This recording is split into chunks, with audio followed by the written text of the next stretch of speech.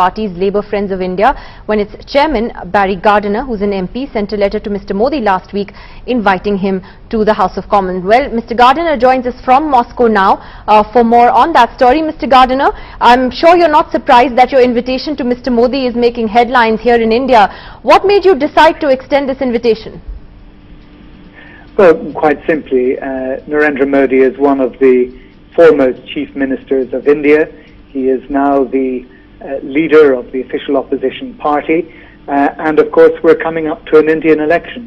So it is of enormous interest to British politicians and also the British Indian community about the direction of India and what the future of India will be.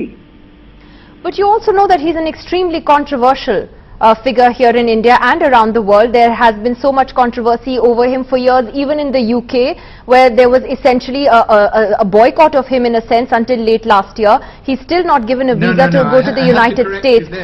He is a very controversial figure. You realize this would create controversy. There has never been a boycott on any Indian politician of any party, and that should be quite clear to all of you. No, but the fact is that the British government wasn't engaging with Mr. Modi after the 2002 riots, and that changed late last year when the British High Commissioner went to see him, when the EU reached out to him. Obviously things are changing. He is a very controversial politician. How would you react to those who will oppose this? Well, look, it's a matter for the people of Gujarat, who have now re-elected Narendra Modi in successive elections since I think he was first elected in 2001. They have seen fit to restore him to office. It's not for me as a foreign politician to interfere in the democratic process in India in any way. All I know is that he has been extraordinarily in Gujarat. He is Chief Minister of State, with which Britain has done more business in terms of foreign direct investment than the rest of India put together.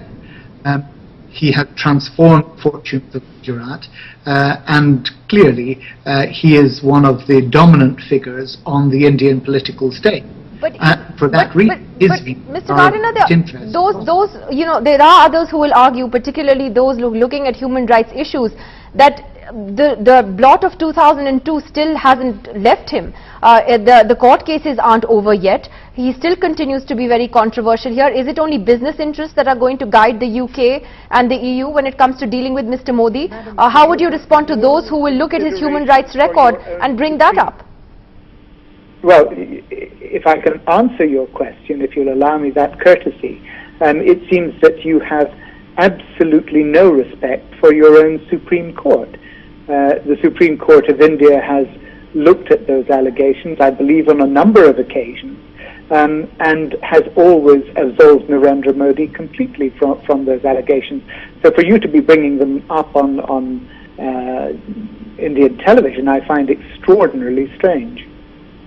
Well, that's because we are a democracy and we are expected to bring up those issues, Mr. Gardiner, and let me just tell you that the cases legally are not closed yet. Yes, you're right. Well, nothing has been said in a court of law against Mr. Modi. You're right about that. But the cases are not legally over yet, and there's still a big moral question that hangs over him as well. Thank you very much, Mr. Gardiner, for joining us. You're very keen to talk over me rather than to conduct an interview. But if you think that democracy is best served by not observing the views and the judgments of your own Supreme Court, then I'm most surprised. Well, we are a democracy that has the right to question even the country's Supreme Court and all courts, and we do often do that, Mr. Gardiner. Thank you for your advice.